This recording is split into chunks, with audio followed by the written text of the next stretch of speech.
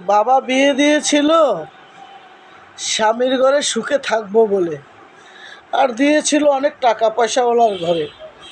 কিন্তু কে জানতো সে আমাকে ভালোবাসতো না, সে তার প্রয়োজনে আমাকে বিয়ে করেছে। তার কখনো প্রিয়জন ছিলাম না।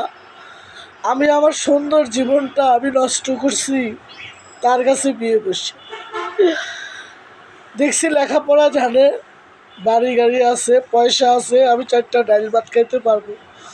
কিন্তু বিশ্বাস করেন, আমার 4টা ডাইল ভাত দিব তার দূরের কথা, আমি সারা জীবন কর্ম করে খাইছি, কষ্ট করে খাইছি। আমার যেই ব্যথা আমার এখানে দিছে, আমার পুরো অঙ্গে দিছে, আমার মাইরা দিছে, আমাকে লাত্তি মাইরা দিছে, আমাকে অনেক টর্চার করতো। বাবা তো বিয়ে দিয়েছিল মেয়ের সম্মানের জন্য, বাবা বিয়ে ছাড়াও রাখতে পারতো। বাবা তো দিয়েছে মেয়ে আমার সুখে থাকবে, মেয়ে আমার ইজ্জত পাবে, সম্মান পাবে, সেজন্য বিয়ে দিয়েছিল। বিশ্বাস করেন,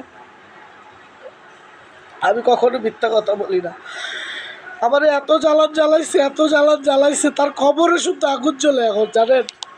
আমি তার জন্য এক ফোঁটা চোখের পানি ফালাই না, বরঞ্চ আরও আমি তাকে অভিশাপ দিই যে আমার এই সুন্দর জীবনটারে না আমার একটু বাদ দিত খাইতাম, না আমার একটু ভালো কাপড় চোপড় দিত, না আমাকে একটু মাথার তেল আইনা দিত, না মাথার একটা ব্যান্ড আইনা দিত।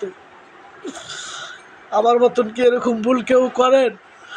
বাবার রাজকুমারী মেয়েটা বদমাসের হাতাই না উড়াইয়া দেয়, আর ওই বদমাসটা কাজের মানুষ মনে কইরা ঘরে কাজ করাইয়া খাওয়ায়। সব কাজ শেষ হইলে বাদ দিত,